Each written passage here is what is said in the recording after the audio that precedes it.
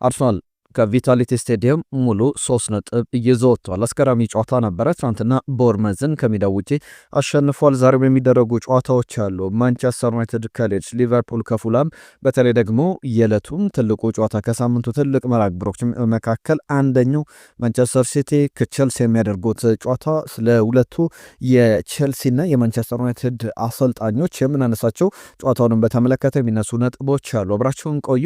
ከዛ ውጪ በዝውውር ጉዳዮች የምናነሳቸው ጉዳዮች አሉ። ማንቸስተር ዩናይትድና ዝውውር፣ ማንቸስተር ዩናይትድና አማካኝ በጥር የዝውውር መስኮት አሁን እየተሰሙ ያሉ ጉዳዮች አሉ።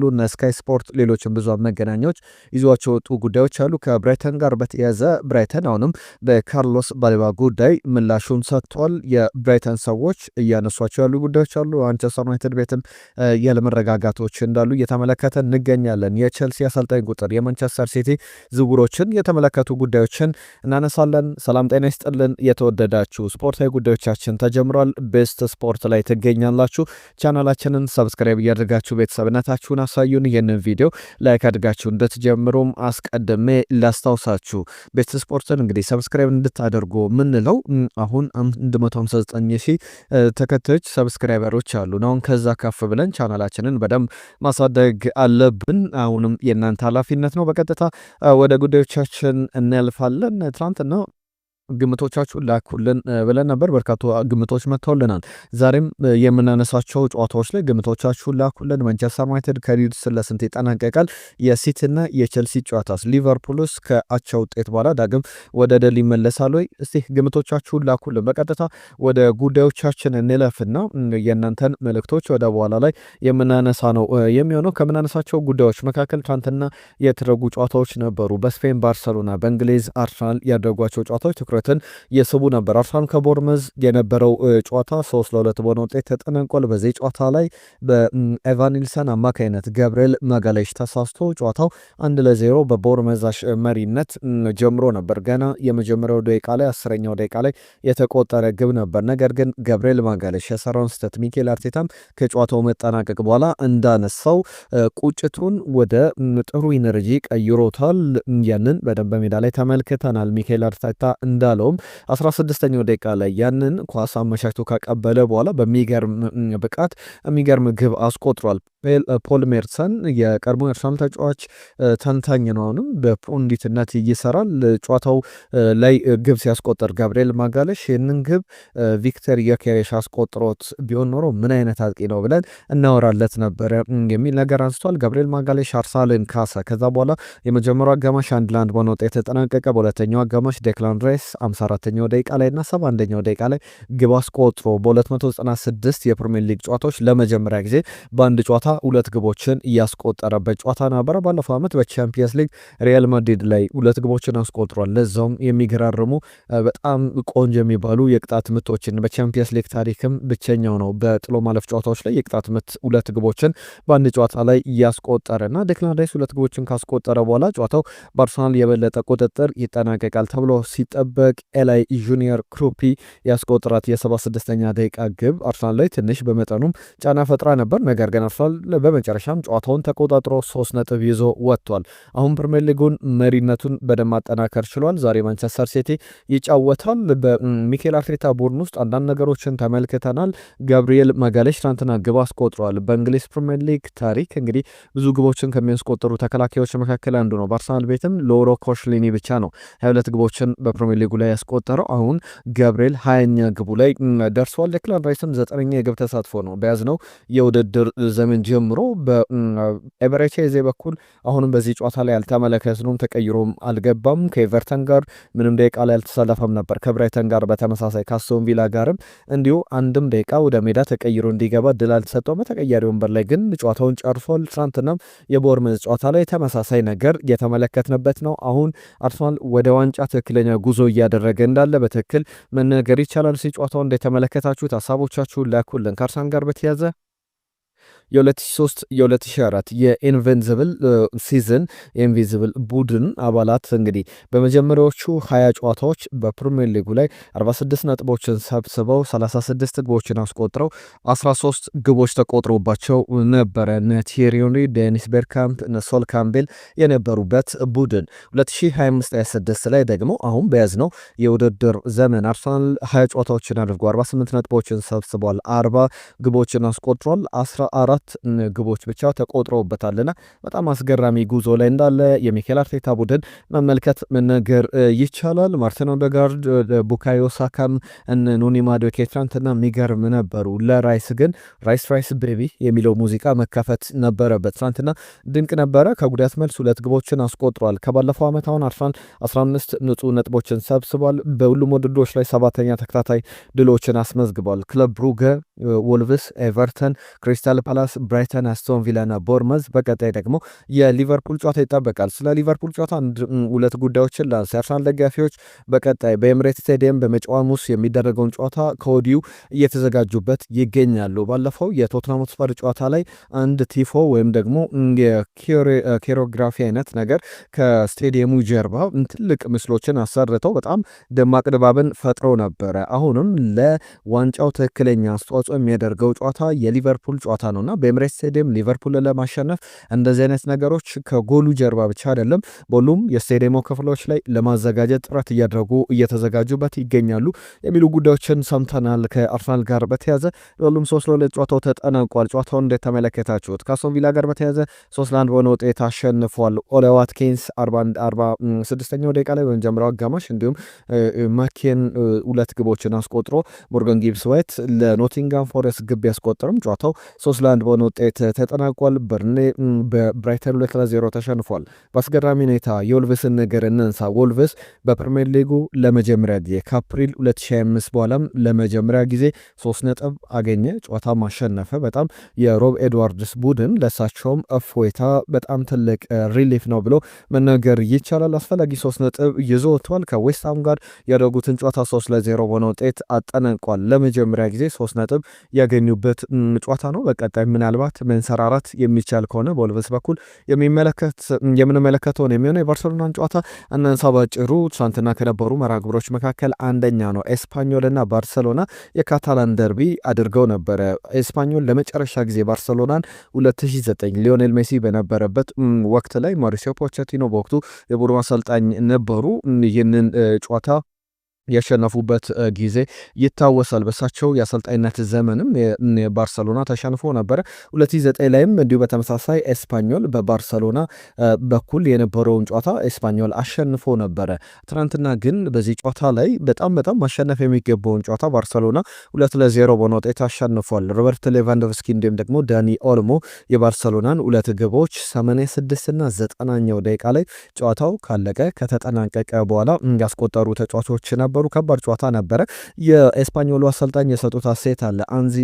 አንዚ ዲተር ፍሊክም በተመሳሳይ ኤስፓኞልን በተመለከተ ባለቀ ደቂቃ በማሸነፋቸው የሚገባን ድል አልነበረም፣ 3 ነጥብ አይገባንም፣ ዊ ዶንት ዲዘርቭ ዘ 3 ፖይንትስ የሚል ሀሳቡን አንዚ ፍሊክ ሲናገር ተመልክተናል። ዣን ጋርሻን በተመለከተ ከኤስፓኞል ወደ ባርሰሎና የተዘዋወረ ተጫዋች ነበር። በጨዋታው ላይ ምን ያክል ባርሰሎና ከብዶት እንደነበረ ለማሳየት የጨዋታው ኮከብ ተብሎ ተመርጧል። የቀድሞ ቡድን በገጠምበት የመጀመሪያ ጨዋታ ላይ የሚገርም ምሽት ነበረ ለሱ።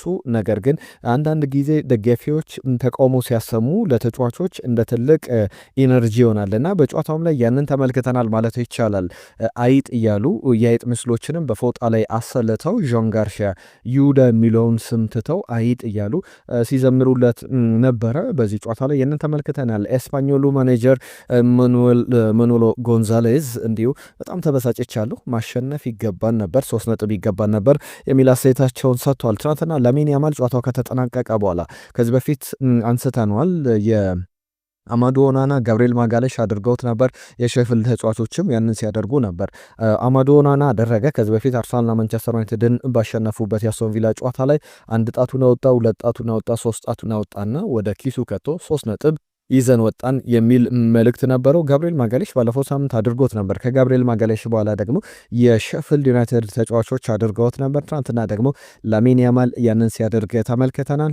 ለሁሉም ባርሰሎና እንግዲህ የ2026 የመጀመሪያ ጨዋታውን በድል ጀምሯል።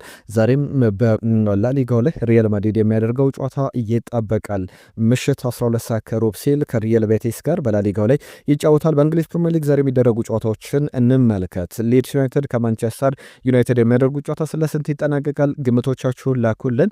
ከአሰልጣኝ ሩበን አሞሪም ጋር በተያዘ ስለ ዝውውሮች፣ ስለ ቡድኑ አንዳንድ ጫናዎች እንዳሉ ለምሳሌ ሩበን አሞሪም ከጄሰን ዊልኮክስ ጋር በተያዘ ከስፖርቲንግ ዳይሬክተሩ ጋር በተያዘ አለመስማማቶች እንዳሉ እየተመለከትን እንገኛለን። በዚህ ጨዋታ ላይ ግን ማንቸስተር ዩናይትድ የግድ ማሸነፍ ያለበት ጨዋታ ነው። ሊድስ በቅርብ ጨዋታዎች ላይ ለምሳሌ ማንቸስተር ሲቲ ሊድስን ሲያሸንፍ በጣም ተቸግሮ እንደነበረ ተመልክተናል። ፊል ፎደን የመጨረሻ 9ኛ ደቂቃ ላይ ያስቆጠራት ግብ ነበረ። ቸልሲን አሸንፏል። ከሊቨርፑል ጋር በተከታታይ ሁለት ጨዋታዎችን ባቻ ውጤት አጠናቋል። ሊድስ እያንሰራራ በፕሪሚየር ሊጉ ላይ ለመቆየት ያለውን በሙሉ እየሞከረ ያለ ይመስላል። ከባድ ጨዋታ ነው የሚሆነው። ሜሰን ማውንት፣ ብሩኖ ፈርናንዴዝ፣ ማቲያስ ዴሊት፣ ሃሪ ማጓየር፣ ኮቢ ሜኖ እንዲሁም ደግሞ ብሪያን ምቦሞ፣ አህመድ ዲያሎ፣ ኖስር ማዝራዊ እነዚህ ተጫዋቾች በሙሉ የሉ።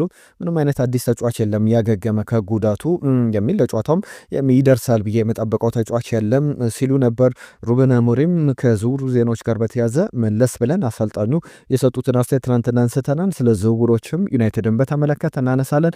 የጨዋታ ስለ ስንት ይጠናቀቃል? እስቲ ግምቶቻችሁን ላኩልን። ማንቸስተር ዩናይትድ ከሊድስ ኤለንድ ሮድ ላይ 9 ሰዓት ከ30 ሲል የሚጀምር ጨዋታ ነው። ሊቨርፑል ከፉላም ባለፉት ጨዋታዎች ላይ ሊቨርፑል የበለጠ ያንሰራራ ይመስል ነበር። የመጨረሻውን ጨዋታ ግን ከሊድስ ጋር ያለ ግብ 0-0 በሆነ ውጤት የግብ ዕድሎችን መፍጠር የተቸገረበት ጨዋታ ነበረ። ወልቭስን 2-1 በሆነ ውጤት፣ ቶትናምን 2-1 በሆነ ውጤት፣ ብራይተን 2-0፣ ኢንተርን 1-0 ያሸነፈባቸው ተከታታይ 4 ጨዋታዎችን በድል ያጠናቀቀበት ነበረ በሁሉም ውድድሮች። ከዛ አስቀድሞ ደግሞ ከሊድስ ጋር ከሰንደርላንድ ጋር ባቻ ውጤት አጠናቀው ዌስትሃምን 2-0 ያሸነፈበት ጨዋታ የሚጠቀስ ነበር። 3 ተከታታይ ጨዋታዎችን በሊቨርፑል በኩል በማንቸስተር ሲቲ፣ በኖቲንጋም ፎረስት እና በፒኤስቪ አይንድሆቨን በፕሪሚየር ሊግ እና በቻምፒየንስ ሊግ ከተሸነፈ በኋላ ባለፉት 7-8 ጨዋታዎች ላይ አልተሸነፈም ነበር ሊቨርፑል። አሁን ከፉላም ጋር ከባድ ጨዋታ ይገጥማል። 12 ሰዓት ላይ የሚጀመር ጨዋታ ነው። በክራቨን ኮቴጅ ይደረጋል። ኒውካስል ዩናይትድ ከክሪስታል ፓላስ፣ ቶትናም ከሰንደርላንድ የሚደረጉ ጨዋታዎች ናቸው። ዛሬ ይጠበቃሉ። ማንቸስተር ሲቲ ከቼልሲ ስለ ስንት ይጠናቀቃል? የሚጠበቅ አይነት ጨዋታ ነው። ለማንቸስተር ሲቲ ማሸነፍ የሚችል ከሆነ ከአርሰናል ጋር አሁን ያለውን የነጥብ ልዩነት ማጥበብ ይችላል። የ7 ነጥብ ልዩነት አለ። ወደ 4 ነጥብ ልዩነት ማጥበብ ይችላል። ሁለተኛ ደረጃውንም ከአስቶን ቪላ መረከብ ይችላል። አስቶን ቪላ አሁን 42 ነጥቦችን ይዞ ከአርሰናል በ6 ነጥብ ከማንቸስተር ሲቲ በ1 ነጥብ ከፍ ብሎ ከአርሰናል በ6 ነጥብ ዝቅ ብሎ የተቀመጠ ቡድን ነውና በመካከላቸው ያለውን የነጥብ ልዩነት ከአርሰናል ጋር ለማጥበብ ሁለተኛ ደረጃን ደግሞ ከአስቶን ቪላ ለመረከብ የሚያደርገው አይነት ጨዋታ ነው። ቸልሲ ደግሞ የቶፕ 4 ወይም ደግሞ እስከ 4 ውስጥ የቻምፒየንስ ሊግ ቦታን ይዞ ለማጠናቀቅ ያለውን እድል ለመሞከር የሚያደርገው ጨዋታ ነው። ማንቸስተር ዩናይትድ አስቀድሞ ጨዋታ ያደርጋል። ማሸነፍ የሚችል ከሆነ የቸልሲን ቦታ የሊቨርፑልንም ቦታ የሚረከብ ነው የሚሆነውና ለሊቨርፑልም ለቸልሲም በጣም አስፈላጊ ጨዋታ ነው። ስለ ማንቸስተር ሲቲና ስለ ቸልሲ ጨዋታ ግን ሲነሳ ብዙ የሚነሱ ነጥቦች አሉ። በዋነኝነት ግን በጋርዲዮላና በካሉም ማክፋርለን መካከል የሚደረግ ጨዋታ ነው። እኒህ አሰልጣኝ ወይም ወጣት አሰልጣኝ ናቸው። በጣም አስገራሚ የእብደት 24 ሰዓታትን በቸልሲ ቤት እያሳለፉ ይገኛሉ። ቸልሲ አሰልጣኙን ካሰናበተ በኋላ በጊዜ አሰልጣኝነት ወይም ደግሞ የቼልሲ ረዳት አሰልጣኞች መካከል እነ ዊሊ ካባየሮ ቡድኑን ይመራሉ ተብሎ ቢጠበቅም የ21 ዓመት በታች ቡድኑ አሰልጣኝ ካሉም ማክፋርለን ጨዋታውን ይመራሉ። ከካሉም ጋር በተያዘ እነ ፔፕ ጋርዲዮላ ምንና ምን ናቸው ብለን በእግር ኳስ ሂስትሪ በስኬታማነት በአሰልጣኝነት መለኪያ ብንለካቸው በጣም በረጋት ደረጃ ላይ የሚቀመጡ ናቸው። ለምሳሌ በጣም በእግር ኳስ ታሪክ ከታዩ በጣም ትልቅ ሚስማች የአሰልጣኞች አለመመጣጠን በቼልሲና በማንቸስተር ሲቲ ጨዋታ ላይ እንመለከታለን። በጣም የሚያስገርሙ ነገሮችን ላንሳላችሁ። በ7 ቀን እድሜ፣ በ7 ወራት እድሜና በ7 ሳምንት እድሜ ያሉ ነገሮችን እንመልከት። ከ7 ወራት በፊት ካሉም ማክፋርለን ሳውዘምተን የታዳጊ ቡድኑን የሚያሰለጥኑ አሰልጣኝ ነበሩ። ከ7 ሳምንታት በፊት ደግሞ የቼልሲን ከ21 ዓመት በታች ቡድን ለሬዲንግ ጨዋታ ሲያዘጋጁት ነበረ። ከ7 ቀናት በፊት ማለት ነው። እንዲሁ ከ7 ሳምንታት በፊት ነበረ ከሬዲንግ ጋር ጨዋታ ነበራቸው። ለዛ የቼልሲን ከ21 ዓመት በታች ቡድን ሲያዘጋጁ ነበር። ከ7 ቀናት በፊት ስንመለከታቸው ወደ ቼልሲ ዋናው ቡድን ልምምድ መስሪያ ቢልዲንግ እንኳን መግቢያ ካርድ አልነበራቸውም፣ አይፈቀድላቸውም ነበር። አሁን ግን ዋናውን ቡድን እያሰለጠኑ ከትልቁ ከዓለማችን የምንጊዜም ትልቅ አሰልጣኞች መካከል ከፔፕ ጋርዲዮላ ጋር የሚያደርጉት ጨዋታ ይጠበቃል። ትኩረትን የሚስቡ ብዙ ነገሮችን መናገር ይቻላል። ከጨዋታው መጠናቀቅ በኋላ ለቼልሲ 1 ነጥብ 3 ነጥብ በጣም ወሳኝ ነው። በዚህ ጨዋታ ላይ በተለይ ደግሞ ነጥብ ይዞ የሚወጣ ከሆነ ለአሰልጣኙም ለቼልሲም ትልቅ ነው። በሜዳው በኢታድ ስቴዲየም በሲቲ ሜዳ የሚደረግ ጨዋታ ነው። በዚህ ጨዋታ ላይ ደግሞ በጣም የሚያሳዝነው ሞይሰስ ካይሴዶ አይኖርም በቅጣት ምክንያት። በጣም የሚያሳስብ ጉዳይ እንደሆነ መናገር ይቻላል። ብዙ የቢጫ ካርዶች ያሉበት የቀይ ካርዶችን በተደጋጋሚ ይመለከታልና እንደዚህ አይነት ነገሮች ቡድኑን ዋጋ ያስከፍላሉ። በዚህ ጨዋታ ላይ ደግሞ ሌሎች ተጫዋቾች በሜዳ ላይ እንመለከታቸዋለን ተብሎ ይጠበቃል።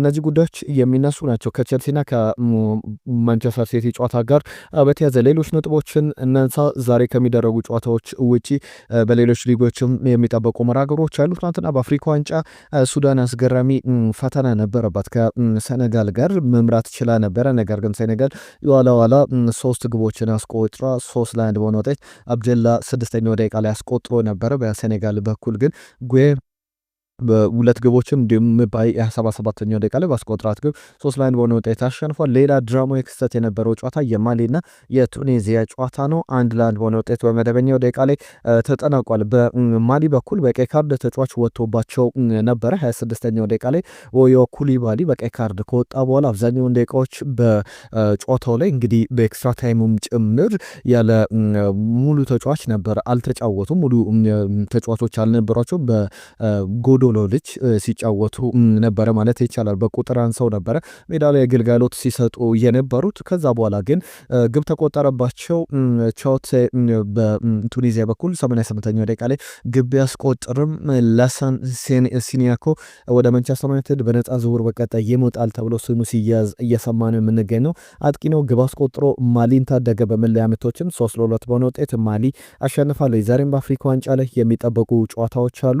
ወደ ቀጣይ ዙር ለማለፍ ሞሮኮ ከታንዛኒያ እንዲሁም ደግሞ ደቡብ አፍሪካ ከካሜሮን የሚያደርጉት ተጠባቂ ጨዋታዎች ናቸው። እነዚህን ጨዋታዎች እንድተከታተሉ ጋበዝን። በቀጥታ ወደ ዝውውር ጉዳዮች እንላፍ። ማንቸስተር ዩናይትድ ቤት የሚነሱ ጉዳዮች አሉ። ከዩናይትድ ጋር በተያዘ በጥር ወር ላይ ዝውውር ላይ ይገባል ተብሎ ይጠበቃል። አንድ ጉዳይ ግን ላንሳ። የማንቸስተር ዩናይትዱ አሰልጣኝ ሩበን አሞሪምና ጄሰን ዊልኮክስ በጣም አለመግባባታቸው ከፍ እያለ መጥቷል የሚሉ ዘገባዎችን በተደጋጋሚ እየተመለከትኩ ገኛለሁ።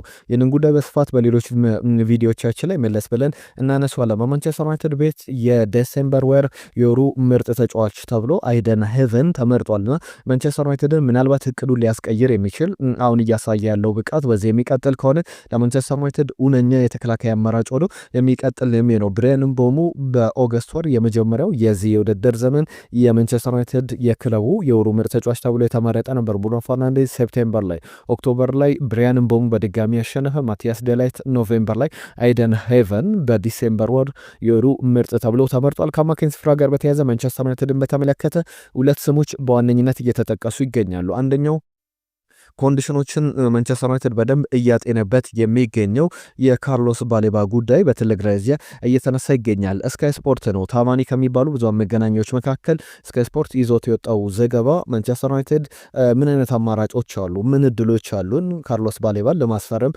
የሚለውን ጉዳይ በደንብ እየተመለከተ ይገኛል። አሁን በአጭር ቀናት ውስጥ ሊጠናቀቅ የሚችል ዝውውር አይደለም። ምናልባት እስከ ዴድላይን የጥር ዝውውር መስኮት መጠናቀቂያ ቀን ድረስ ማንቸስተር ዩናይትድ ያላሳለሰ ጥረት ያደርጋበታል ተብሎ የሚጠበቅ ነው። ብራይተን ከ100 ሚሊዮን ፓውንድ በታች አንቀበልም እያለ ይገኛል። በእርግጥ ትናንትናም ከተሰጡ አስተያየቶች መካከል የቶክ ስፖርት ላይ እንግዲህ ስለ ካርሎስ ባሌባ የብራይተኑ ምክትል ሊቀመንበር ፖል ባርበር አስተያየታቸውን ሲሰጡ ነበር። 22 ዓመቱ ላይ ይገኛል ካርሎስ ባሌባና ስላሉት እቅዶች፣ ስለ አጠቃላይ የብራይተን አካሄድም የነሷቸው ፍንጮችም አሉ። በዚህ ጉዳዮች ላይ ምንም አይነት እቅድ የለንም ተጫዋቹን ለመሸጥ በዚህም ክረምት ላይ እንዲሁም በቀጣይ ክረምት ክረምትን ጭምር ለመሸጥ አንፈልግም ብሏል። ዋጋ የማዋደድ ቆዳቸውን የማዋደድ ነገር ላይ እንዳሉ መናገር ይቻላል። ምን አይነት አለት እንዳለው እናውቃለን። ወደፊት እኮ ብዙ ኦፕሽኖች አሉት። ስለዚህ እሱን በዚህ የዝውውር መስኮትም በቀጣይ የዝውውር መስኮትም አንለቀውም ብሏል። ያ ማለት ተደራዳሪነታቸውን ከፍ ለማድረግ ነው እንጂ ካርሎስ ባሌባው ከማንቸስተር ዩናይትድ ጠንከር ያለ ጥያቄ ከመጣ ክለቡን የማይለቅበት ምንም አይነት ምክንያት የለም የሚሉ አስተያየቶች አሉ። ከሩበን አሞሪም ጋር በተያያዘ በዚህ በጥር ወር ስለ ተጫዋቾች ዝውውር ምንም አይነት ንግግሮች የሉም። እስካሁን ከክለቡ ጋርም የወሰናቸው የተነጋገርናቸው ነገሮች የሉም የሚል ደፍን ያለ አስተያየት ሰጥተው እንደነበረ ትናንትናም አንስቼላችኋለሁ። ከዩናይትድ ጋር በተያዘ ግን ሌላኛው በጣም በትልቅ ክለቦች በሪያል ማድሪድ በነ ማንቸስተር ሲቲ ጭምር በሊቨርፑልም ጭምር ሲፈለግ የነበረ አንድ የአታላንታ ተጫዋች ኤደርሰን ብራዚላዊ አማካኝ አለ። ይህንን ተጫዋች በ40 ሚሊዮን ዩሮ አካባቢ በጥር የዝውውር መስኮት ተጫዋቹን ሊያስፈርሙ የሚችሉበት እድል አለ። በጣም ዋጋው ዝቅ ብሎ የተገኘበት ወቅት ነውና ማንቸስተር ዩናይትድ ምናልባት ሩበን ኔቬስን ዝውውር ማጠናቀቅ የማይችል ከሆነ በ40 ሚሊዮን ዩሮ ይህንን ብራዚላዊ ሊያመጣ ይችላል የሚሉ ዘገባዎችን እየተመለከትን እንገኛለን። በዚህ ክረምት ላይ አንድ አማካኝ ቢያመጣም በቀጣይ ክረምት አዳም ዋርተን ወይም ደግሞ ኤልያት አንደርሰንን አይነት አማካዮችን መጨመሩ የሚቀር አይመስልም የሚሉ ሌሎችም ወጣት አማካዮችም ጭምር በአማራጭነት እየተያዙ ይገኛሉ። ከቸልሲ ጋር በተያዘ በአሰልጣኝነትም ከዛ በተጨማሪ በተጫዋችም ዝውውሮች ላይ የሚነሱ ሀሳቦች አሉ። አስቀድሜ የኤንዞ ፈርናንዴዝን ጉዳይ ላንሳ። ሪያል ማድሪድ እንደ አስ ዘገባ ከሆነ በቀጣይ ወደ ክለቡ እንዲመጡ ከሚፈልጉ አማካዮች መካከል ወይ ቪቺኒያን ከፓሪስ ሰን ጀርመን ወይም ደግሞ ኤንዞ ፈርናንዴዝን ከቸልሲ ማስፈረም ይፈልጋሉ የሚል ዘገባዎች አሉ። በእርግጥ ከዚህ በፊት የነበሩ የአሌክሲስ መክሊስተር ስምን ከሊቨርፑል ጋር ወደ ሪያል ማድሪድ ይሄዳል የሚሉ ስሞች ነበሩ። ነገር ግን አሁን ኤንዞ ፈርናንዴዝ ወይም ደግሞ ቪቺኒያ ወደ ሪያል ማድሪድ የሚሄዱበት ሰፊ እድል አለ የሚል ብዙ ዘገባዎችን በስፋት እየተመለከተን እንገኛለን። በቀጣይ ምናልባት ዝውውሩ የሚጠናቀቅ ከሆነ ለቸልሲ ምን ያክል ዋጋ ያስከፍለዋል ብላችሁ ታስባላችሁ? ቸልሲ ደጋፊዎች ኤንዞ ፈርናንዴዝ መሸጥ አለበት ወይ? ቢሸጥ እንኳን ከ100 ሚሊዮን ፓውንድ በላይ ቸልሲ ሊያገኝበት የሚችለው ዝውውር ነው። ምክንያቱም ያወጣበት ገንዘብ አሁንም እየሰጠ ያለው ግልጋሎት በደንብ የሚታወቅ ነውና ያንን በደንብ ማንሳት ይቻላል። ከቸልሲ ጋር በተያዘ ቀደም ስለ አሰልጣኙ ሳነሳ ነበረ። የአሰልጣኙ ቆይታ ከአንድ ጨዋታ እድሜ የሚበልጥ አይመስልም። የስትራስቡርጉ አሰልጣኝ በብሉ ኮሰር ያሉት ሊያም ሮዚነርን በተመለከተ ከስትራስቡርግ ከትናንትና ጨዋታ በኋላ ወዴት ወደ ቸልሲ ይሄዳሉ ተብለው ተጠይቀው ነበረ። እኚህ ወጣት አሰልጣኝ ናቸው። በተለይ ደግሞ በፕሪሚየር ሊጉ ምን ማሰልጣን አይፈልግም፣ ነገር ግን አሁን ያለቁ የተጠናቀቁ ነገሮች ውይይቶች ግን አሉ የሚል መጠነኛ ማረጋገጫ ሰጥቷል። ቸልሲ በቅድነት ከያዛቸው አሰልጣኞች መካከል ደግሞ ፍራንቸስኮ ፋሪዮሊም ይጠቀሳሉ። ፍራንቸስኮ ፋሪዮሊ በፖርቶ እያሰለጠኑ ይገኛሉ። ቸልሲን ይዘው ሊቀጥሉ ይችላሉ ወይ፣ በዚህ ወቅት ፖርቶን ይለቃሉ ወይ ተብሎ ትናንትና ተጠይቆ ነበረ። ነገር ግን እንደዚህ አይነት ምንም ያለ ጥርጥር ከፖርቶ ጋር አልለያየም። በውድድር አጋማሽ ላይ ባለ ልምድ በአያክስ አምስተርዳም በኒስም ቆይታ በውድድር አጋማሽ ላይ ቡድን አይለቀቅም፣ አዲስ ቡድንን አያዝም። በቅድመ ውድድር ዘመን ዝግጅት ቡድንን ማዘጋጀት እንደሚያስፈልግ ተናግሯል። ፍራንቼስኮ ፋሪዮሊን በተመለከተ ከአያክስ አምስተርዳም ከተለያዩ በኋላ ወደ ፖርቶ መጥተው በጣም ድንቅ ስራን እየሰሩ ይገኛሉ። የጃው ካንሴሎ ጉዳይ ብዙ ማንቸስተር ዩናይትድ እንዴት አላስፈረመውም ተብሎ የሚያስቆጨን ዝውውር እንዳይሆን በጣም ሰጋለሁ። ምክንያቱም ደግሞ ከዚህ በፊት ለምሳሌ ማንቸስተር ዩናይትድ አሁን ላለበት የስኳድ ጥልቀት ችግር እንደ መፍትሄ ከሚነሱ ተጫዋቾች መካከል አንደኛው የሊድስ ዩናይትድ የቀድሞ ኤቨርተን ተጫዋች ዶሚኒክ ካልቨርት ልዊን ወደ ማንቸስተር ዩናይትድ ወደ አርሰናል ቢሄድ በትልቅ ክለቦች ቢቆይ እነ ቼልሲን ቢያስፈርሙት በጣም ትልቅ ግልጋሎት ሊሰጥ የሚችል አንደኛ ሁሉንም ጨዋታዎች ሊጫወት ብሎ ጫና ውስጥ የሚከት አይነት ተጫዋች አልነበረም። ምን ታስቡ ነበር እስቲ? የዶሚኒክ ካልቨርት ልዊንን ቡድኖቹ ቢያስፈርም በነጻ ዝውውር የሚገኝ ዝውውር ነው። ከዛ በተጨማሪም በጣም በጥሩ መንገድ ቡድኑ ማገልገል ይችላል። የአየር ላይ ኳሶች መጠቀም የሚችል ለቡድኑ የተለየ አማራጭ መስጠት የሚችል ሆነ ማንቸስተር ዩናይትድ ቸልሲ እነ አርሰናልም ጭምር አምልጧቸዋል ብዬ የማስበው አይነት አጥቂ ነው ብሎ መናገር ይቻላል። አሁንም ጃኦ ካንሴሎ በነጻ ዝውውር ወደ ፈለገበት መቀላቀል ይችላል። አንደኛው ኢንተርና ባርሰሎና በጣም ተቀርቧል። ኢንተር ግን ከተጫዋቹ ጋር ስምምነት ላይ ስለመድረሱ የሚያሳዩ ዘገባዎችን እየተመለከት እንገኛለን። በኢንተር ተጫውቷል፣ በባርሰሎና ተጫውቷል፣ በማንቸስተር ሲቲ ተጫውቷል። አሁን ጃኦ ካንሴሎ መዳረሻው ኢንተር ሚላን ሊሆን ተቀርቧል። ማንቸስተር ዩናይትድ ምናልባት ያመለጠው ዝውውር ሊሆን ይችላል የሚሉ ዘገባዎች አሉ። ከማንቸስተር ሲቲ ጋር በተያያዘ ናታናኬ ይለቃል በጥር እየተባለ ብዙ ዘገባዎችን ስንሰማ ነበረ። አሁን እያሰብኩት ያለው ጉዳይ በቦታው ላይ ተመራጭ ለመሆን መፋለም እንዳለብኝ ነው እንጂ ስለ መልቀቅ እያሰብኩ አይደለም የሚል አስተያየቱን ሰጥቷል። ናታናኬ ከሩበን ዲያሽ ጄስኮ ግቫርዲዮል ኒኮ ኦራሊ አይነት ተጫዋቾች ጋር መፎካከር አለብን። የሚገርም ውድድር ዘመን እያሳለፉ ይገኛሉ። ሌሎቹም የማንቸስተር ሲቲ ተከላካዮችና ማቲያስ ኑኔዝም ጭምር በአማካኝ ስፍራ ላይ እየተጫወቱ የምናውቃቸው አሁን በተከላካይ ቦታ ላይ ሲጫወቱ፣ ናታናኬ ግን ከስብስብ ውጭ ሆኖ ተመልክተነዋል። ለሁሉም እነዚህ ጉዳዮች የሚነሱ ናቸው። ዛሬም ባነሳናቸው ጉዳዮች ላይ ግምቶቻችሁን ላኩልን። ትናንትና በርከት ያሉ መልእክቶች መተውልናል። አንዳንዶቹን ሀሳቦች እያነሳን እንንገራችሁ። ትናንትና ከደቡብ አፍሪካ አናሞ ነኝ ያለን አድማጫችን የዘውትር አድማጫችን ነው። የማንቸስተር ዩናይትድ ደጋፊ ነኝ። ዛሬ ማንቸስተር ዩናይትድ ሊድስን 2-1 በሆነ ውጤት ያሸንፋል ብሎ ግምቱን ልኮልናል። አርሰናል 3-1 በሆነ ውጤት ያሸንፋል ያለን ተነኝ ገብሬ ነው። ከዛ በተጨማሪ ሰለሞን ሶል የሰላሌው ሰላም ቤስት ስፖርቶች ቦርመዝ በአንድ ጎል ልዩነት ያሸንፋል፣ አርሰናል ነጥብ ይጥላል ብሎ ነበረ። አልተሳካለትም። ሶል የሰላሌው አርሰናልን የመሰለ አሁን የት ይገኛል? በሰፊ ግብ ልዩነት አርሰናል ያሸንፋል ብሎ ነበረ። በረድን ሺፋ በትክክል አርሰናል በጣም በጥሩ ብቃት ትናንትና አሸንፏል ማለት ይቻላል። ሊሪያ ለሙ ቦርመዝ 4-0 በሆነ ውጤት በአርሰናል ይሸነፋል የሚል ግምት ነበረው። ሰይድ 3-2 በሆነ ውጤት ቦርመዝ ያሸንፋል ብሎ ነበር። አርሰናል ግን በተቃራኒ 3-2 በሆነ ውጤት አሸንፏል። የሰይድ ግምት አልተሳካም ማለት ይቻላል። መቱሳላ 3-0 በሆነ ውጤት አርሰናል 3 ነጥብ ያገኛል ብሎ ነበረ። አርሰናል አስቶን ቪላን በተለይ አርሰናል አስቶን ቪላ ላይ ካስቆጠረው ጎል በታች ከዛ በታች ስለማያስቆጥር 5-0 በሆነ ውጤት ያሸንፋል ብሎ ነበር። መላኩ አሼ 2-1 በሆነ ውጤት ብሎ ገምቷል። ተከትለ 3-1 በሆነ ውጤት ያሸንፋል አርሰናል ብሎ ግምቱን አስቀምጦ ነበር።